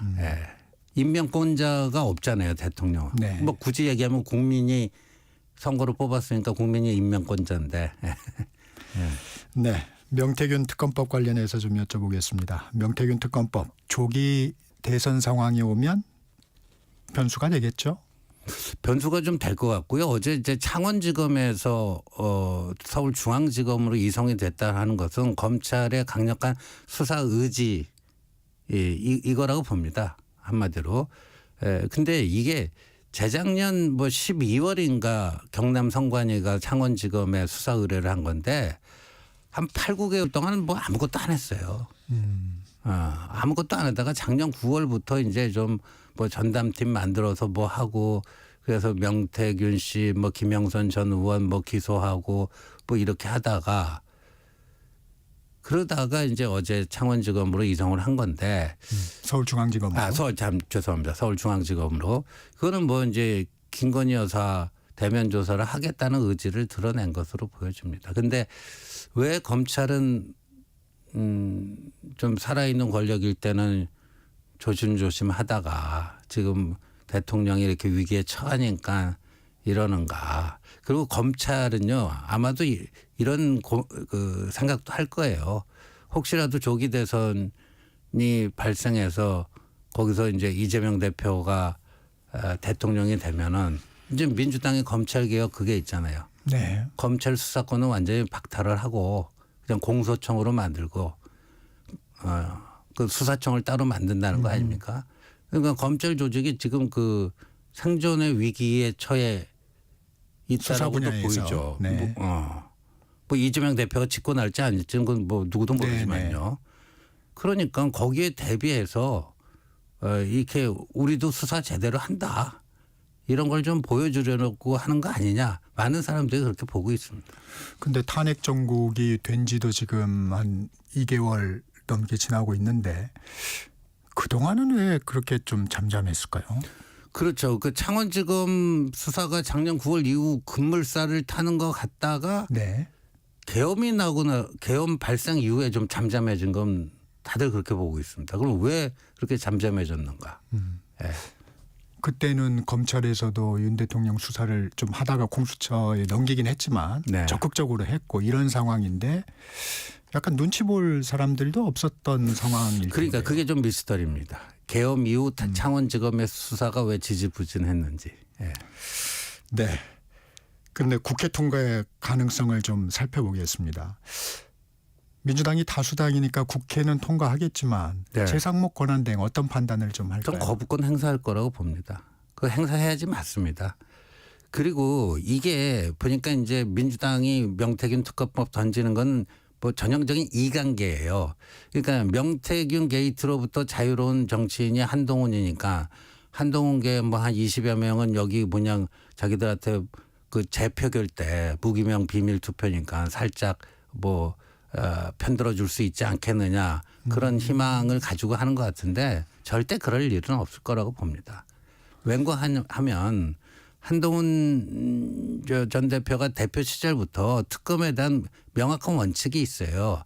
이건 검찰 수사가 일단락 됐을 때 근데 그 검찰 수사에 대해서 국민적 의혹이 여전하고 불완전한 것들이 발견이 되고 이랬을 때 보충성의 원리에 따라서 특검을 하는 거지. 근데 지금은 여하튼 어제 중앙지검으로까지 이송돼 갖고 한번 제대로 해보겠다고 하는데 그래서 저는 명태균 특검의 동력은 어제 창원지검에서 중앙지검으로 넘어오면서 동력은 오히려 약화됐다 이렇게 봅니다. 한동훈 전 대표도 특검에는 반대할 거다. 저는 그렇게 보고 있습니다. 예. 유승민 전 의원은 특검해야 된다는 입장을 밝힌 적이 있습니다. 그분은 그분 나름대로 뭐 판단이 있겠죠. 근데 저는 그렇게 지금 검찰이 수사를 제대로 안 하겠다는 것도 아니고 그러니까 일단 수사를 좀 창원지검의 수사를 좀 보자 뭐 이렇게 되지 않을까 싶습니다. 네. 만약에 국회에서 재의결을 하더라도 이탈표가 그렇게 많지는 않을 걸로 보시는 거군요. 네, 저는 뭐 없을 거라고 봅니다. 네. 당내 상황도 좀 보겠습니다. 국민의힘 어제 헌법재판소에 항의 방문을 했습니다. 연일 그 탄핵 심판에 대한 공정성 또 너무 서두르는 거 아니냐 이렇게 비판을 하고 있습니다. 윤 대통령과 궤를 같이 하고 있는데 이 같은 행보 계속되는 이유는 어떻게 보세요? 그게 이제 대통령 대통령 지키기, 대통령 뭐 아까 플랜 A예요. 플랜 A 그게 예, 탄핵 기각, 직무 복귀, 예, 그 플랜 A인데 그러니까 낮에는 A를 하고 밤에는 B를 한단 말이에요. 그러니까 주 A, 야 B예요 지금. 이러다 보니까 국민들이 보기에는 신재호 부총장님 지난번에 한번 이런 말씀도 해주셨어요. 지도부 입장에서는 사실 대통령이 좀 놔줬으면 어떨까 네. 하는 속마음도 좀 있을 거다. 네. 이런 말씀도 해주셨는데 최근에 보면 오히려 윤 대통령 측에 좀 기대는 분위기 아니냐. 그런데 그게 겉다르고 속 다르고 그러잖아요. 그다음에 네. 정치인은 자기 속내 웬간해서는 잘 드러내지 않으려고 그러잖아요. 그러니까 탄핵 반대 집회, 탄핵 기각되고 대통령은 반드시 직무에 복귀해야 된다. 이런 그 뭐 활동을 열심히 하고 있는 저희 당 정치인 중에요. 그 겉으로는 이제 플랜 A를 가장 열혈 그 투사로서 하고 있는데 또 좀 사적인 자리에서는 그 대선 여론조사에 내 이름도 좀 넣어줘. 그렇습니다. 예. 그 겉다르고 속다른 이런 것들이 있어요. 그게 부인할 수 없는 현실입니다. 예. 알겠습니다. 여기에 대한 부총장님 생각도 좀 여쭤보고 싶은데 권영세 비대위원장 어제 관훈클럽 토론회에서 윤 대통령과 인위적 단절은 옳지 않다 하면서 중도층이 크게 영향을 안 받을 것이라고 했어요. 중도층은 누가 더 실사구시를 하느냐에 관심이 있지 크게 이런 어떤 국민의힘의 행보가 영향을 받지는 않을 거다 이런 의견을 피력했는데 그 권영세 위원장의 이제 희망사항이고 현실은 좀 다르죠. 오늘 아침 보고 한국일보가 한국갤럽 조사를 바탕으로 해서 최근 한 달 동안의 중도층의 그걸 쭉 분석한 거 봤더니 네. 그다음 탄핵 인용 기각 그래서 인용이 오차범위 밖으로 놓고 또 정권 교체냐 정권 유지냐 그렇죠. 거기서도 오차범위 바깥으로 차이가 나고 중도층에서 한참 밀리고 있는 게 부인할 수 없는 현실입니다. 예. 근데 그 중도층의 마음을 얻기 위해서는요. 저는 지금 이렇게 좀 덧셈 정치를 하는 최소한의 그 전략적 구상이 있어야 되는데 한동훈 대표가 다시 재등판하려니까 굉장히 민감한 반응을 보이는 분들이 많잖아요. 네. 근데 만약에 플랜 B 조기 대선 승리를 위해서는요. 예. 그 강성 보수부터 온건 보수, 중도 뭐 이런 식의 그 중도 보수 대연합이 이루어져야 됩니다. 윤석열 대통령이 2022년 3구 대선을 이길 수 있었던 승리의 방정식이 바로 그거였습니다. 중도 보수 대연합. 나중에 안철수 국민의당 후보하고도 단일화를 하지 않습니까? 예. 그렇다면은 거기에서 같이 스크럼 짜고 갈 사람들에 대해서 도를 지나친 무슨 공격을 한다든가 하는 건 이게 전형적인 뺄셈 정치거든요. 이게 여당 지지율이 좀 선전하면서 변화와 혁신의 목소리 사실 찾아든 게 사실이죠. 국민의힘 내에서. 네. 찾아 들었는데 그러니까 다양성이 있어야 된다고 봐요. 네. 저희 당내에 지금 이재명의 민주당은 모노칼라당 아닙니까? 일색화돼 있잖아요. 요즘 들어와서 이제 좀 뭐 비명계가 조금씩 목소리 내지만 근데 최소한의 민주적 다양성도 없지 않습니까? 그러니까 적어도 자유민주주의 정당을 자처하는 국민의힘에서는요. 조금 칼라가 다른 뭐 김문수 장관 같은 강성 보수의 목소리가 있다면 또 온건 보수에는 한동훈 같은 사람도 있다. 또 뭐 홍준표도 있고 오세훈도 있다. 뭐 이러면서 이런 사람들이 뭐 나름대로 선의의 경쟁을 하면서 아까 얘기한 그 중도 보수 대연합을 이뤄낼 수 있는 이걸 해야 되는데 어떤 일부 이제 정치인들은 뭐 그런 피하 식별이 좀 잘 안 되고 좀 지나친 뭐 경계와 공격, 내부 공격 뭐 이런 게 과연 그 플랜 B 성공에 도움이 될 것인가 네. 오히려 역행하지 않을까 싶습니다. 어제 권성동 원내대표 이명박 전 대통령을 만났습니다. 이건 플랜 B에 해당하는 부분인가요? 이명박 대통령께서 뭐 플랜 B 조기 대선 관련된 얘기는 안 꺼내신 모르겠어요. 그 뭐 이제 그 기사 보수층이 어떤 예, 그러니까 될지. 뭐 보수층이다 뭉치자. 그러니까 뭐 플랜 A, 플랜 B 뭐 나눠서 얘기한 건 아니겠죠. 예. 네. 야당 상황도 좀 알아보겠습니다. 여당 의원들이 헌재 항의 방문을 갔을 때 민주당 법사위원들은 서부지법을 찾았어요. 서부지법 폭동 사태에 대한 후속 조치 등을 논의한다는 얘기였는데 어떤 행보로 보셨습니까? 이거는 뭐냐면요. 그 서부지법 폭동, 난동 이거를 국민의힘하고 딱 연결시키려고 하는 계략입니다. 정광훈 목사 앞에 갖고 90도로 폴더 인사하는 저희 당 정치인도 있잖아요. 그리고 그쪽 분들의 집회에 나가서 마이크 잡고 뭐 동지의식을 표현하는 사람들이 있잖아요. 그러다 보니까 국민의힘 니들도 저런 서부지법 폭력 난동의 그 방조범들 아니냐. 그 프레임으로 엮고 싶은 거예요. 예. 그래서 어떤 경우건 폭력은 안 되죠. 예. 폭력에는 분명하게 선을 그어야 됩니다. 근데 지금 보면 김영현 전 장관 같은 경우에 그분들을 애국 열사로 이렇게 칭송하면서 자기 영치금까지 나눠주고 뭐 하는 건데 저는 그런 식으로 가면 막 플랜 B는 필패입니다. 비명계 움직임, 영향력과 파괴력은 좀 어떻게 보세요? 민주당이요? 예. 좀 하긴 할 텐데 뭐 중과부적이죠. 예. 가정을 좀 해보겠습니다. 비명계 중에 누가 구심점이 된다면 그래도 좀 힘을 받을 수 있다고 부총장님은 생각하세요? 그렇게 구심점이 될 만한 분이 현재로서는 잘 보이지를 않는 것 같습니다. 예.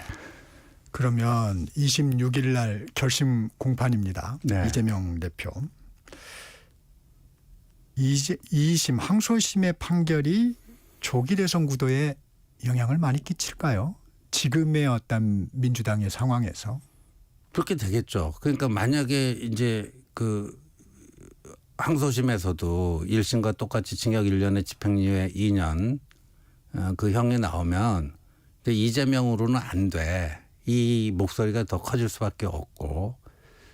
그런 목소리를 낼 수 있는 당내 분위기는 지금 뭐 현역 의원들이나 이런 분들은 좀 어려운 상황인 것 같고. 네.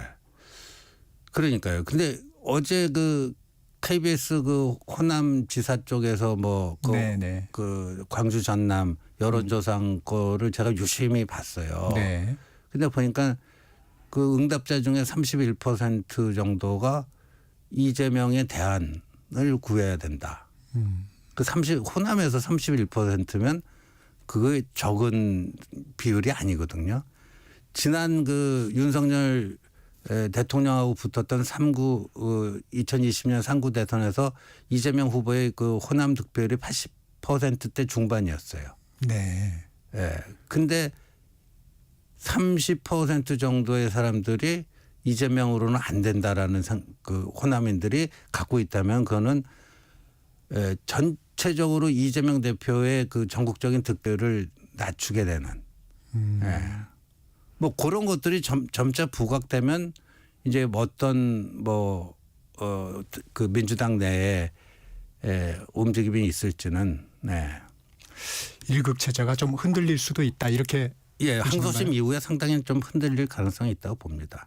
예. 네, 오늘은 여기까지 듣겠습니다. 지금까지 국민의힘 신지호 전 전략기획부총장이었습니다. 고맙습니다. 네, 감사합니다. 잠시 전하는 말씀 듣고 정격시사 3부로 이어집니다.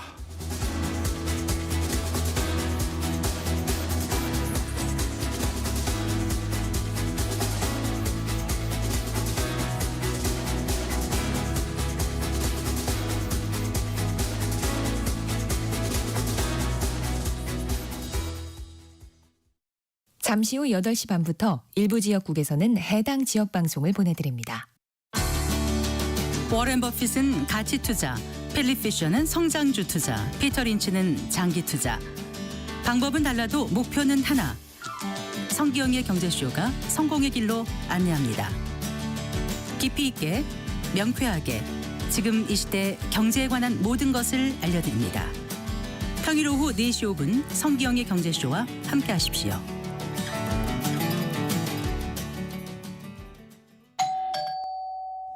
편지 왔습니다. 퇴근길 지친 당신에게 힘이 되는 뉴스를 전해드립니다. 매일 저녁 5시 5분 당신과 함께 읽는 세상 이야기 KBS 1라디오 뉴스레터 K. 지금 시각은 8시 30분입니다. KBS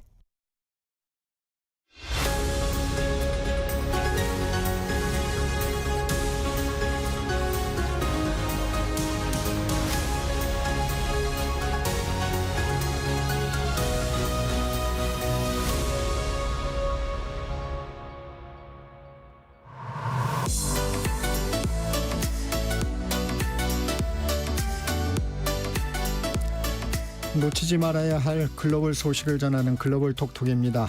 KBS 국제부 김양순 기자 나와 있습니다. 안녕하세요. 네, 안녕하세요. 도널드 트럼프 미국 대통령이 우크라이나 종전에 이제 시동을 걸었습니다. 푸틴 러시아 대통령을 곧 만날 수 있다는 소식들이 전해지던데 어떤 상황인가요?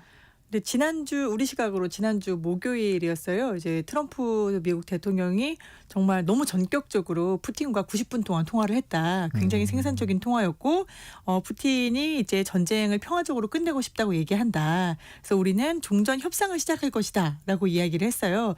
그 다음에 먼저 푸틴과 통화를 하고 젤렌스키 대통령에게 전화를 해서 이제 너는 어떻게 생각하냐라고 얘기를 했는데 역시 우리도 평화를 원한다라고 했기 네. 때문에 이제 종전 협상의 급물살을 타게 됐는데요. 그렇게 우리 시각으로 목요일 날 종전 협상 시작하겠다 러시아와 이 얘기를 발표한 다음에 곧바로 장소는 사우디아라비아다. 라는 보도가 나왔고요. 그 사우디아라비아 리야드에서 하는 회담이 바로 우리 시간으로 오늘 오후에 열립니다. 굉장히 실무회담이 되는 건가요? 실무회담입니다. 첫 네. 번째로 열리는 고위급 회담인 거고요. 전쟁에 대한 전쟁이 3년이었으니까 종전을 하려면은 그만큼은 아니더라도 상당한 시간이 소요가 되겠죠. 하지만 3년 동안 있었던 전쟁 와중에 한 번도 없었던 회담이 이번에 처음으로 이제 고위급으로 미국에서는 이제 국무장관 그리고 러시아에서는 러시아 외무장관이 이끄는 대표단들이 처음으로 실무회담 고위급으로 열게 되는 거고요. 이제 오늘 오후 우리 시간으로 오후 4시 정도로 예정이 되어 있는데요.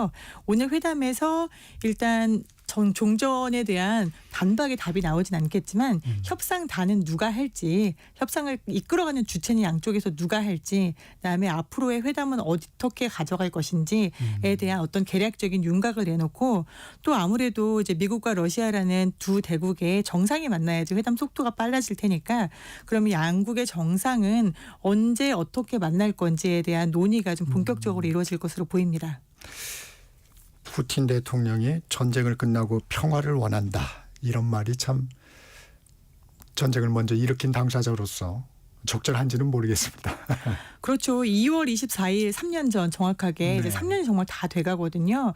그때 제가 워싱턴에 있을 때 이제 국무부에서 백악관에서 계속 브리핑을 하면서 이제 푸틴이 러시아가 우크라이나 침공할 것 같다라는 경고성 워닝을 계속 날리고 있었어요.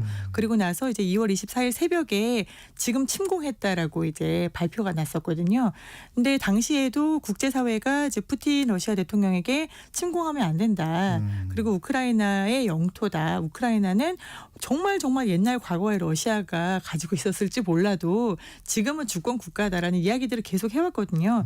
하지만 국제사회의 노력에도 불구하고 결국 침공은 이루어졌고 그 이후에 3년 동안 있었던 전쟁 과정에서 미국의 전략은 바이든 대통령의 전략은 철저하게 러시아 고립 전략이었습니다. 러시아에서 나오는 에너지 수출 다 끊었고요. 그다음에 러시아에게 온갖 경제 제재를 가했고요. 그다음에 유럽 국가들이 어떻게 보면은 고통을 분담했거든요. 러시아에서 나오는 가스관으로부터 오는 에너지 받지 않겠다라고 해서 3년 동안 유럽이 추운 겨울을 지내면서 러시아를 어떻게든 고립을 시키고 우리는 우크라이나 키이우를 중심으로 뭉친다라고 해서 방위 연락 그룹까지 만들었었습니다. 네.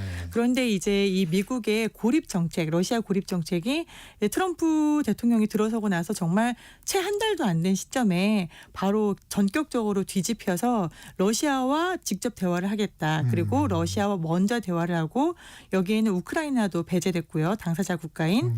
그다음에 유럽 국가들 3년 동안 고통을 감내하고 또 우크라이나에 엄청난 물적 지원을 해왔던 동맹국이죠. 유럽 국가들도 배제가 된 그런 상황입니다. 네. 지금 말씀해 주셨지만 젤렌스키 우크라이나 대통령 패싱에 대해서 우려를 많이 하는 것 같아요. 네, 우크라이나 젤렌스키 대통령은 사실 상당히 황당하다는 입장이에요. 왜냐하면 평화회담을 원했고 3년 동안 국민들이 너무 고통받았으니까 종전을 원했는데 그 전에 이제 미국에서 히토류를 주면은 우리가 좀 어떻게 너네 안보를 책임져 줄게라는 얘기를 했었거든요. 그래서 젤렌스키 대통령은 우크라이나에 매장되어 있는 히토류를 미국과 뭐 지분 나눠 갖겠다. 우린 기꺼이 협력할 의사가 있다라고 이야기를 했어요. 근데 지난주에 열린 뮌헨 회의에서 네. 미국에서는 이렇게 이야기를 했습니다. 히토류 지분 좋아. 근데 이거는 앞으로 너네 안보를 보장해 주는 대가가 아니야. 지금까지 우리가 너네를 도와줬던 대가야.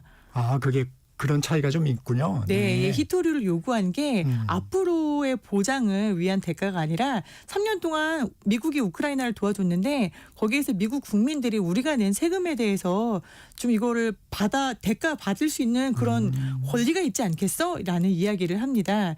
그래서 이제 우크라이나 쪽에서는 사실 황당해진 거죠. 지금까지 우크라이나가 미국의 군비를 물론 지원받았지만 무기도 많이 샀고 여기에 대한 이제 우리가 알게 모르게 지원들이 서로 오고 갔을 텐데 지금까지의 지원을 다시 토해내라고 히토류로 하니까 젤렌스키 대통령은 여기에 대해서 거절을 한 상태고요.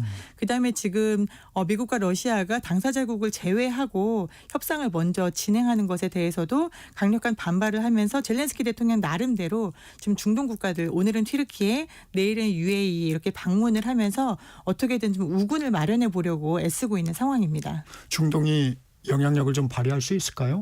지금 일단 트럼프 대통령의 구상이 사우디아라비아가 중재를 하면서 여기에 대해서 미국과 러시아 간의 협상에 어떤 조약돌이 돼달라, 징검다리가 돼달라라는 거잖아요. 그러면은 지금 중동 국가들과 러시아가 상당히 미국보다는 가깝지 않습니까? 그러니까 러시아 쪽에 어떻게 보면은 목소리를 낼 수 있는 창구로 지금 중동 협상을 활용하고 있는 것 같습니다. 그런데 트럼프 대통령의 구상이 우크라이나의 영토 회복은 뭐 별로 관심이 없는 것 같고 나토 가입도 배제하는 것 같고 그러면 우크라이나 입장에서는 그냥 현 상황으로 멈추자는 건데 받아들이기 어려운 거 아닌가요? 현 상황이 아니라 전쟁 이전을 보완하지 못한다는 거는 많이 잃게 되는 상황인 거잖아요. 네. 그래서 두 가지 조건이었어요. 우크라이나가 이야기한 거는 말씀하신 대로 영토를 얼마간이라도 보전해달라.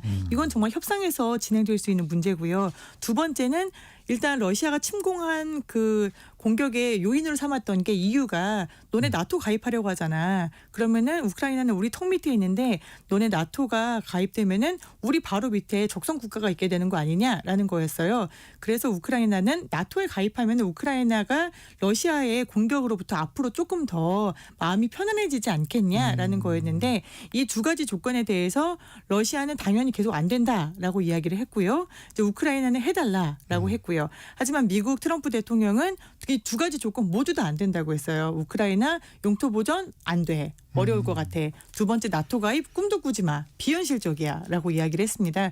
이렇게 되면은 러시아가 계속 요구해 왔었던 그 의제 그대로 가는 거거든요. 전쟁을 시작한 러시아가 전쟁을 시작하면서 나토도 안 되고 영토도 우리 거야 라고 했는데 이걸 트럼프 대통령이 그대로 받아주게 된다면은 사실 국제사회에서는 그럼 땅 따먹기 식으로 내가 침공을 하고 네. 나중에 영토 반환 안 될 것 같아 라고 하면 이거를 받아줘야 되냐라는 굉장히 나쁜 선례를 남기게 되는 그럴 수도 있습니다. 유럽연합은 분위기가 좀 어때요? 네, 유럽연합은 일단 우크라이나 종전에 있어서 전쟁에 있어서 가장 기여를 많이 하는 게 미국 다음으로는 유럽인데 이 종전 협상에 우리를 배제한다라는 소식이 어제 전해지고 나서 정말 비상이 걸린 모습입니다. 일단 프랑스 마크롱 대통령이 유럽의 모든 정상들을 안 되겠다 파리에서 만나자라고 바로 긴급히 연락을 했고요. 네. 연락을 하고 나서 반나절 만에 모두 파리로 다 모였습니다. 그래서 영국, 독일, 스페인, 뭐 이탈리아, 폴란드, 이제 덴마크 총리들까지 주요국 총리들이 모두 모였고요. 그다음에 이제 나토 수장까지 모두 모여서 앞으로 그러면 우리가 우크라이나의 안보가 곧 유럽의 안보인데 이 문제를 어떻게 할 것이냐. 미국은 지금 우크라이나 전쟁 과정에서는 유럽의 동참을 요구해 놓고 종전에서는 어떻게 보면은 너네는 발 빼. 우리가 다 알아서 할 거야. 그리고 그 이후에 우크라이나와 유럽의 안보는 그건 또 너네가 알아서 해라고 해버렸거든요. 이렇게 보면은 고통은 분담하고 여기에 대해서 내가 참여할 수 있는 어떠한 권리도 얻지 못하게 되는 거기 때문에 유럽 입장에서는 상당히 부글부글하고 있는 상황입니다. 그렇군요. 트럼프 대통령도 좀 의식은 한 것 같아요. 젤렌스키 대통령도 관여할 것이다. 얘기는 했는데 구체적인 어떤 플랜은 얘기하지 않았어요. 트럼프 대통령 이런 발언의 의미는 어떻게 봐야 할까요? 트럼프 대통령은 일단 기자회견이나 아니면 공항에서 내리거나 기자들이 질문하면은 네. 말을 굉장히 잘합니다. 그래서 한마디라도 더 해주려는 그런 모습에 네. 뭐 기사거리가 쏟아지기 때문에 기자들의 입장에서는 어떻게 보면 소통은 되고 있는 상황인데요. 그때마다 기자들이 계속 물어봤어요. 이 협상에 당사자국인 우크라이나는 참여 안 하냐. 바로 조금 전에 이제 우리 시각으로 새벽, 미국 시간으로는 오후에도 물어봤거든요. 그랬더니 트럼프 대통령 젤렌스키 참여할 거다. 라고 이야기를 했습니다. 매우 뭐 재밌는 질문이네라고 하면서 젤렌스키 대통령 참여할 거다라고 이야기를 했습니다. 하지만 명확하게 어떤 회담에 참여를 한다는 건지 그다음에 어떤 방식으로 우크라이나에게 뭐 목소리를 내게 해주겠다는 건지에 대한 이야기는 전혀 없어요. 근데 이런 와중에 미국은 협상을 병렬적으로 가겠다. 즉 미국하고 러시아가 얘기를 하고 또 미국하고 우크라이나가 얘기를 하겠다.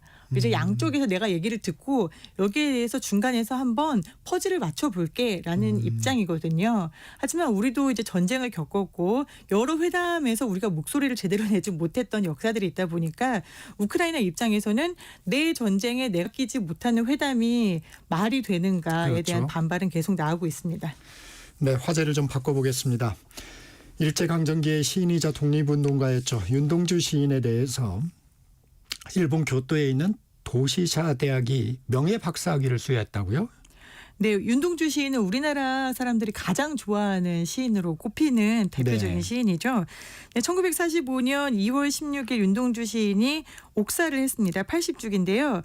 이게 도시샤 대학의 당시에 윤동주 시인이 체포됐을 당시에 이 대학의 문학부의 영문학과 학생이었다고 합니다. 네. 하지만 이제 졸업을 못하고 영문학과 학생이다가 이제 체포가 돼서 옥사를 하게 된 거죠. 이제 돌아가시고 나서 80주기를 80년이 지난 오늘 이제 도시샤 대학에서 윤동주 시인에게 명예 문화 박사 학위를 수여했습니다. 네. 근데 이 학교가 이미 돌아가신 분, 즉 고인에게 명예 학위를 수여하는 거는 처음이라고 합니다.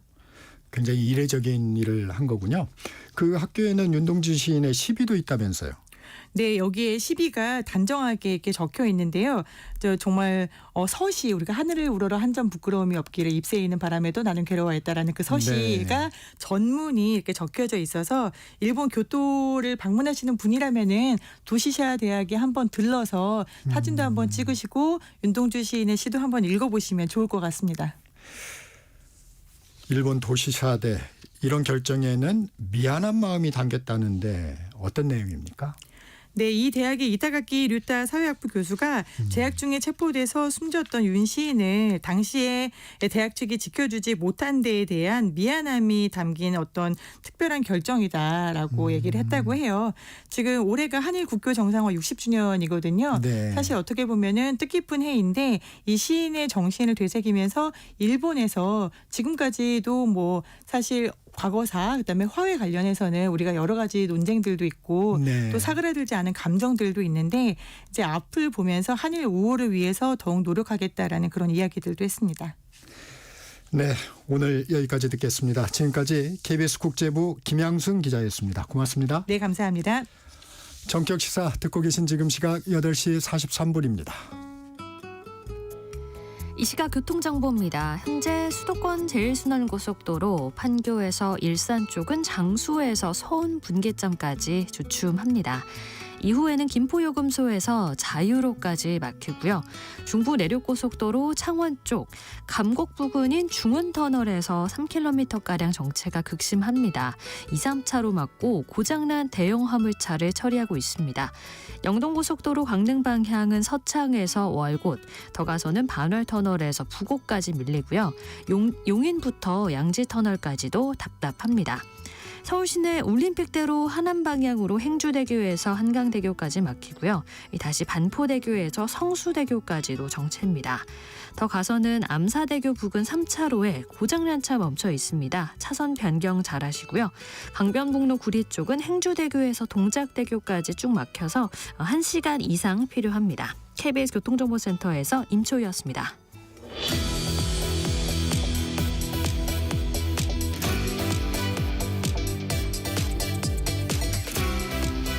인구 감소로 인한 지역 소멸, 노인들의 돌봄 문제, 우리 사회가 함께 고민해야 할 문제입니다.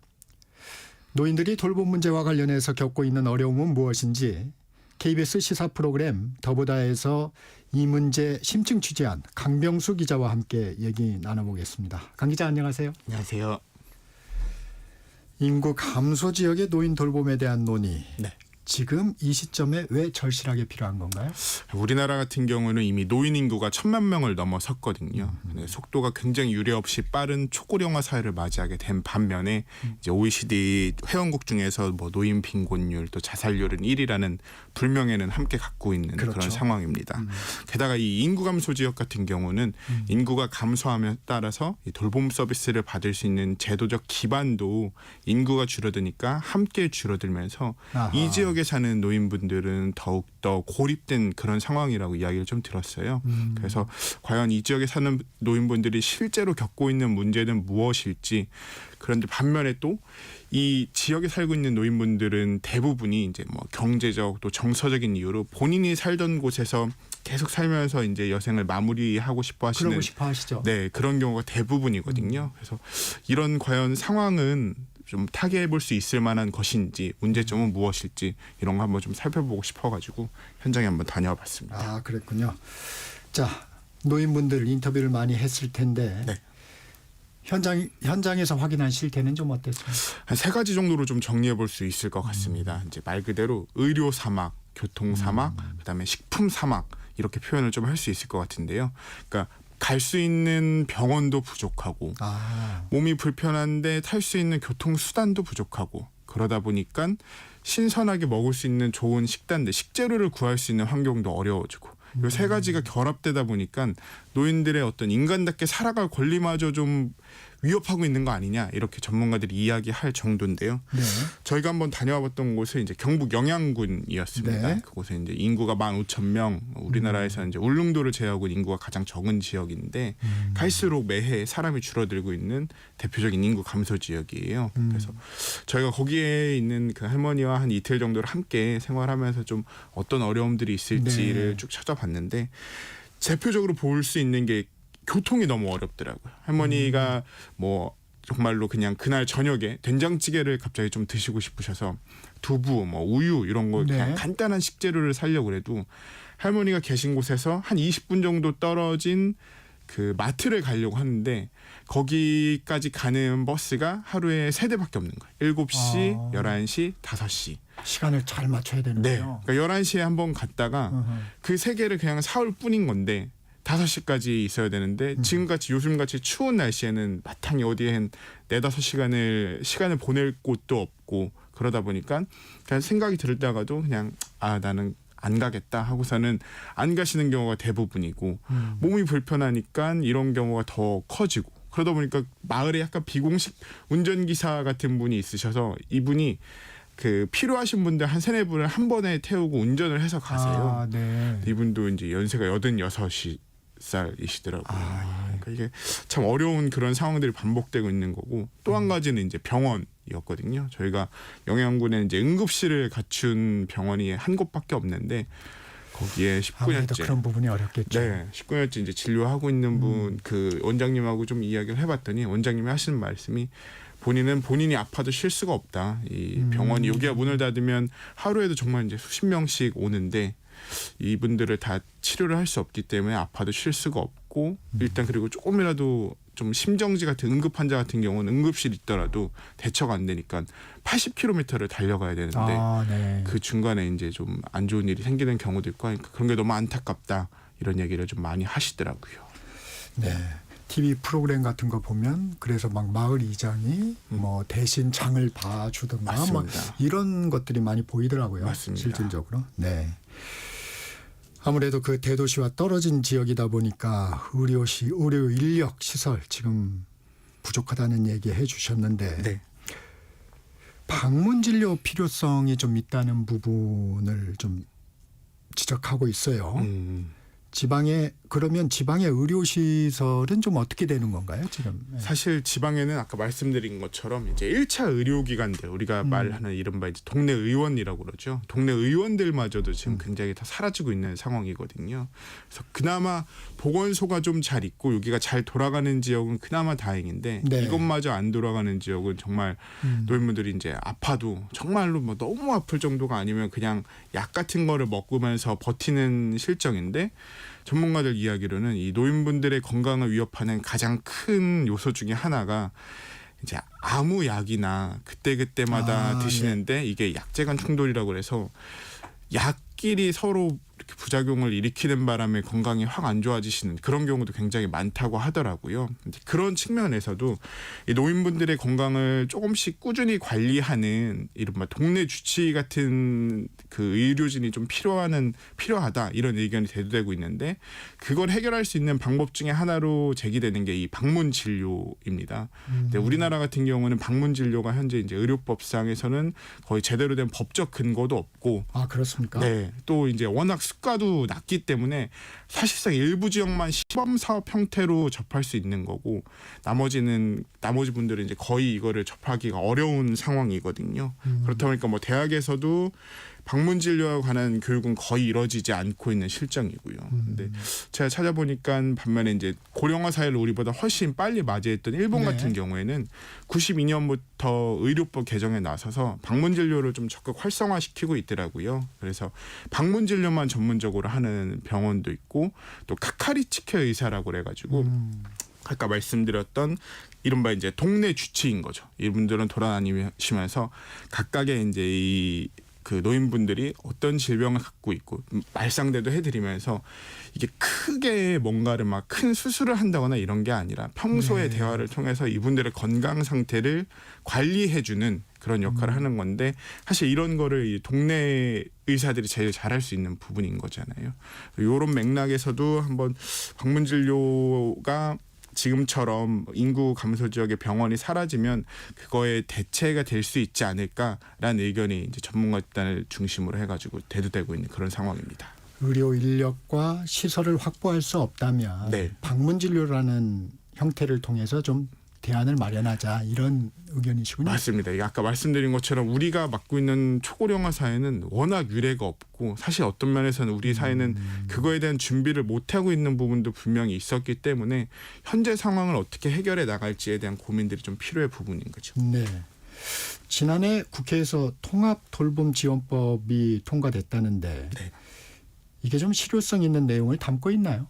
이게 사실은 아직까지 이제 정확한 시행은 이제 통과는 지난해 됐지만 시행은 이제 내년부터 시행이 되는 거예요. 아직 시행되고 있는 건 아니군요. 네, 지금은 이제 시범 사업 47곳에 전국 47곳에서 시범 사업을 진행 중인 건데 이게 아까 말씀드린 것처럼 그동안에 우리 그 복지 서비스는 의료는 의료, 복지는 복지 이런 식으로 좀 분절적인 형태고 뭐 질병 중심 이렇게 통합적으로 이루어지는 부분이 없었었는데 노인분들 같은 경우에는 이렇게 지역에서 본인이 살던 곳에서 계속 살길 원하시는 분들이 많으시잖아요. 그러니까 이런 상황을 좀 우리가 만들어 보자. 노인분들이 나이 먹었다고 뭐 요양원이나 원치 않는데도 요양원이나 시설로 보내는 것보다는 살던 곳에서 살 수 있는 환경을 만들어 보자. 그러려면 뭐가 중요할까? 의료와 복지가 통합된 이 서비스, 의료 돌봄 서비스를 제공하는 그런 시각의 변화가 중요하다라는 맥락에서 이 통합돌봄지원법을 통과시켰고 이거에 대한 이제 구체적인 뭐 시행령 시행규칙은 지금 준비 중인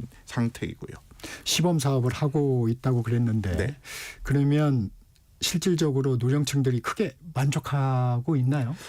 이게 분명히 지자체마다 조금 차이는 있겠지만 네. 저희가 좀 성공적으로 하고 있다는 평을 받고 있는 몇몇 곳을 다녀와 봤거든요. 이제 대표적인 곳이 이제 경북 의성군인데 이곳은 전국에서 노인 비율이 가장 높은 지역입니다. 여기서 제일 성공적으로 평가받고 있는 이 시스템이 마을 돌봄이라고 아, 네. 이제 지역을 굉장히 잘 아는 주민 한 분을 돌보미처럼 선정을 해서 이분이 정말 그냥 곳곳 돌아다니시면서 말동무도 해드리고 노인분들 같은 경우는 되게 우리로 치면은 사소한 일이지만 노인분들한테는 굉장히 큰 일들이 많거든요. 갑자기 뭐 휴대폰이 꺼졌는데 사실 전원 버튼을 잘못 누르신 건데 맞아요. 하루 종일 이 연락이 안 될 수도 있고 하니까 그런 사소한 일부터 시작해서 실제로 뭐 건강이 갑자기 안 좋아지시는 경우도 있으니까 그런 거를 빨리 살펴서 가까운 의료기관에 연락을 드리는 그런 역할도 같이 수행하고 있는 일상 돌봄 서비스를 좀 하고 있고요. 또 아까 말씀드린 것처럼 마을 보건소 같은 게 있으면은 거기에 있는 공보위 분들이 직접 현장으로 가서 일종의 방문 진료도 간단하지만 계속 실시하고 있는 건데 이런 시스템들이 의미가 있는 게 노인분들의 경우는 몸이 아픈 게 사실 노세에 따라서 이제 몸이 아프신 경우가 많기 때문에 일상 속의 작은 돌봄들이 이분들의 건강을 지킬 수 있는 가장 좋은 방법이어서 이런 걸 좀 잘 시행하고 있는 그런 대표적인 곳이라고 좀 할 수 있을 것 같습니다. 최근 정치권에서 연금 개혁 문제 이제 논의하기 시작했는데 이 관련해서는 좀 들여다볼 점이 있나요? 연금 개혁 관련해 가지고 사실 뭐 연금 개혁 관련해서는 이제 제가 여기 이걸 취재하면서 그 부분을 이제 집중적으로 취재한 거는 아니지만 네 한번 분명히 좀 찾아볼 만한 부분은 좀 있을 것 같긴 합니다.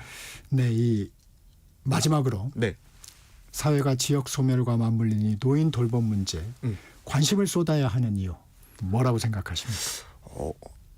저희가 이제 취재를 하면서 만난 그 전문가분의 한 이야기가 굉장히 많이 좀 인상이 깊었는데 대한민국 사람이라면 누구나 노인이 되는 문제이기 때문에 사실 노인들의 문제는 곧 우리의 문제라는 인식에서 먼저 출발을 좀 해야 된다고 하더라고요. 그래서 돌봄이란 게 결국엔 어렸을 때 우리도 생각해 보면 돌봄을 받았다가 그다음에 건강해졌을 때는 돌봄을 제공했다가 노인이 되면 다시 돌봄을 받는 건데 어릴 때 돌봄을 받는 거에 대해서는 이야기를 많이 안 하지만 노인이 돼서 돌봄을 받는 거에 대해서는 사회적으로 민폐다 뭐 이런 이야기도 하고 하니까 그런 인식을 좀 바꾸고 어느 지역에 살든 대한민국 서울에 살든 정말 말 그대로 땅끝마을 해남에 살든 본인이 살고 싶은 지역에 살 수 있는 그런 환경이 좀 마련돼야 되지 않을까 이렇게 얘기를 하시더라고요. 결국 우리가 겪는 문제다.